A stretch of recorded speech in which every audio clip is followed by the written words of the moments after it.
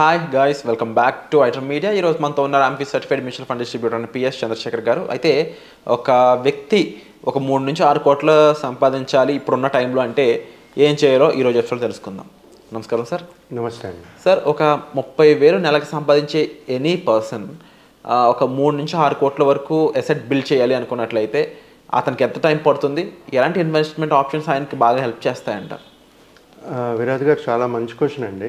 ఎవరైతే 30,000 సంపాదిస్తున్నారో వాళ్ళకి 3 నుంచి 6 కోట్లు కావాలంటే ఫస్ట్ వాళ్ళకి కావాల్సింది టైం, టెన్యూర్, లాంగ్ పీరియడే ఉండాలి. రెండోది రిస్క్ అపెటైట్ ఉండాలి. అంటే ఈ మ్యూచువల్ ఫండ్స్ గురించి మాట్లాడుతున్నాను సార్. నేను మ్యూచువల్ ఫండ్స్లో ఇన్వెస్ట్ చేయాలి అనుకునేటప్పుడు ఆ రిస్క్ అనేది అర్థం చేసుకోవాలి. మీకు అర్థం అవ్వకపోతే మా లాంటి మ్యూచువల్ ఫండ్ డిస్ట్రిబ్యూటర్కి మాట్లాడితే మేము చెప్తాం. అసలు మీ ఏజ్ ఫ్యాక్టరు అన్ని ఫ్యాక్టర్స్ తీసుకుని మనం ఎంతవరకు వెళ్ళొచ్చు, ఎలా చేయొచ్చు అనేది చెప్తాం. సో ఈరోజు మనం ఈ 30,000 సంపాదించిన ఒక కస్టమరు ఇన్వెస్ట్ చేస్తే 3 కోట్లు 6 కోట్లు ఎలా సంపాదించాలి అనేది మాట్లాడుకున్నాం. ఇక్కడ మనం తీసుకునే ఒక కేస్ స్టడీలో 35 ఇయర్స్, కేస్ స్టడీ కాదు, ఒక ఎగ్జాంపుల్, ఓ 35 ఇయర్స్ టెన్యూర్ తీసుకుందాం సార్. టెన్యూర్ అంటే టైం పీరియడ్ 35 ఇయర్స్ ఆయన దగ్గర ఉందనుకుందాం, తీసుకుని మనం మాట్లాడుకుందాం సార్. దీంట్లో ఏంటంటే టెన్యూర్ సేమే ఉంటుంది. మన టెన్యూర్ 35 ఇయర్స్ ఉందనుకున్నాము.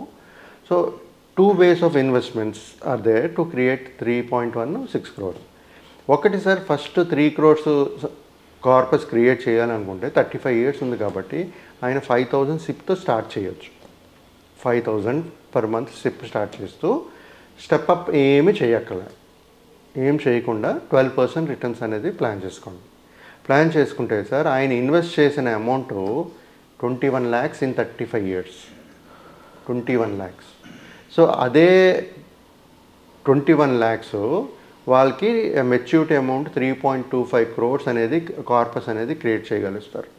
సింపుల్ స్ట్రాటజీ, ఇంకా కన్ఫ్యూజన్ ఏం లేదు. 30 సంవత్సరాలు కట్టాలి, 5,000 సిప్పు, స్టెప్ అప్ అవసరం లేదు, ఇంక్రీజ్ చేయక్కర్లేదు. Every year 12% returns. 21 lakhs invest చేస్తారు, ఆయనకి 3.25 crores అనేది కార్పస్ అనేది క్రియేట్ అవుతుంది.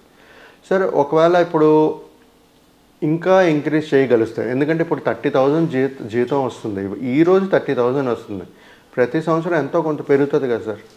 సో అదే 3 కోట్లని 6 కోట్లు కూడా ఎలా చేయాలి, రైట్? ఇప్పుడు ఇంతవరకు 3 కోట్లే అనుకున్నారు, అది ఐడియా తెలియక 3 కోట్లు అని చెప్పారు ఆయన. మనం 6 కోట్ల కూడా సొల్యూషన్ ఇద్దాం, రైట్? సో అదే 35 ఇయర్సే ఉంది సమయం, మనం సమయం మార్చట్లే, రిటర్న్స్ కూడా మార్చట్లే. 12%, 5,000 సిప్ వేస్తున్నారు. ఇక్కడ ఆయన స్టెప్ అప్ చేయవలసిన, ప్రతి ఇయర్ పెంచవలసింది ఎంత? 7% అంది. 7% పెంచుకోవాలంతే. Step up 7% of the annual ఏదైతే ఉందో యాన్యువల్లీ పెంచుకుంటూ పోతే ఆయన ఇన్వెస్ట్ చేసిన అమౌంట్ 83 lakhs, ఓకే, రైట్? ఇక్కడ 6.15 crores అనేది కార్పస్ క్రియేట్ అవుతుంది. సరే, ఇక్కడ ప్రతి ఒక్కరూ ఆలోచించవలసింది ఏంటంటే, సార్ ఈ డిస్ట్రిబ్యూటర్ బాగానే చెప్పారు, 5,000తో స్టార్ట్ చేయమన్నారు, 7% పెంచుకుంటూ పోమన్నారు. అంటే ఇక్కడ ఏంటంటే వాళ్ళకి ఆ స్టెప్ అప్ వాల్యూస్ కనబడదు, ఎంత ఇన్వెస్ట్ చేస్తున్నాం అనేది. నేను చెప్తుంటే మీకు అర్థం కాదు. ఇప్పుడు 5,000తో స్టార్ట్ చేస్తాం, ఎవ్రీ ఇయర్ 7% అంటే ప్రతి ఇయర్ పెంచుతూ ఉంటారు కదా, 5,000 పెరుగుతూ ఉంటుంది. సిప్ ఏదైతే మనం కడుతున్నామో అది పెరుగుతూ ఉంటుంది, 7% పెరుగుతూ ఉంటుంది. వాళ్ళు 35 ఇయర్స్ అనుకున్నాం కదా, ఎండ్ ఆఫ్ 35 ఇయర్స్ వచ్చినప్పటికీ వాళ్ళ కట్టవలసిన మంత్లీ సిప్ ఎంత అవుతుందో తెలుసా సార్? 49,891 కట్టాలి. అంటే 35th ఇయర్లో. ఓకే. జనరల్గా ఏమనుకుంటారంటే 5,000 కట్టి 7% చాలా చిన్నది కనబడుతుంది అది, కానీ అది తీసుకుంటూ వెళ్తే ఎవ్రీ ఇయర్, ఇప్పుడు 25 ఇయర్స్ స్టార్ట్ చేశాను, 26, 27 అలా ప్రతి ఇయర్ పెరుగుతూ ఉంటుంది ఆ సిప్ అమౌంట్. పెరిగిన దాంట్లో 7% అవుతుంది. 5%లో 5,000లో 7% ఎవ్రీ ఇయర్ పెంచుతూ ఉంటారు. ఆ అమౌంట్ మళ్ళీ 7% పెంచుతూ ఉంటారు. సో గ్రాడ్యువల్గా పెంచుతేటప్పుడు ఏంటంటే ఆయన 35th ఇయర్లో ఆయన ఎస్ఎఫ్పి 49,891 కట్టాలా. కడితేనే ఆయనకి 6.15 crores అనేది కార్పస్ క్రియేట్ అవుతుంది. మధ్యలో ఎటువంటి ఎస్డబ్ల్యూపీ కూడా పెట్టకూడదు. హెచ్డబ్ల్యూకి కూడా పెట్టుకోవడం. మన హెచ్డబ్ల్యూపీ కాన్సెప్టే మాట్లాడట్లేదు ఇక్కడ.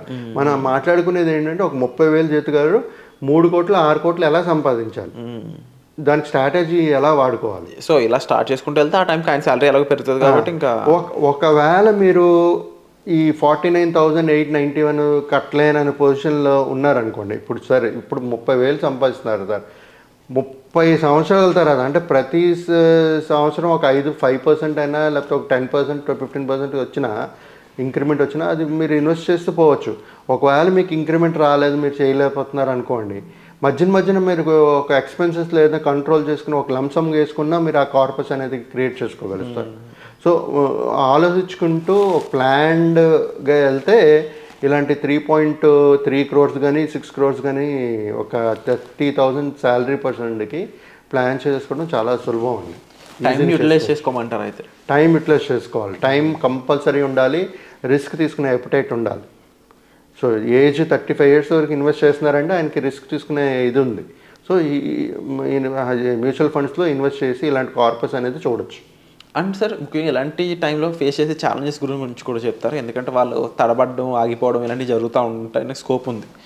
ఏ ఛాలెంజెస్ వాళ్ళని ఎలాంటి ఇబ్బందులు గురి చేస్తాయి? ఇప్పుడు ఒకటే ఛాలెంజ్ ఏంటంటే భయం సార్, ఫియర్ ఎందుకు క్రియేట్ అవుతుందంటే చుట్టుపక్కల వాళ్ళు మాట్లాడతారు, ఇది మార్కెట్లో పెడుతుంటారు, ఈ ప్లాన్స్ మ్యూచువల్ ఫండ్స్ ఇన్వెస్ట్మెంట్స్ తగ్గిపోతాయి, జీరో అయిపోతాయి.